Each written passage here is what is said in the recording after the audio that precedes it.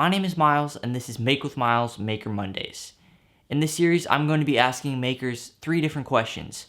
What's your favorite tool? What's the first thing that you made? And what's one piece of advice for young makers?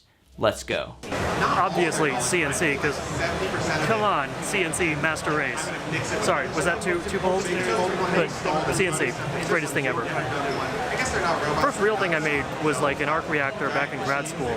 I just like by hand sanded like acrylic and dremeled it out. Stuck some LEDs on it, but I don't know. Since then things have gotten much better, but that was like the first real project I documented. I would tell makers that find something you're passionate about, because that interest will drive you. And when you hit a dead end, or you're like, I sort of cobbled some stuff together, that's good enough, your passion will drive you to just make it perfect or just take it to the next level. And that's like, it'll be just more gratifying to begin with, but it's also going to push you to become a better maker.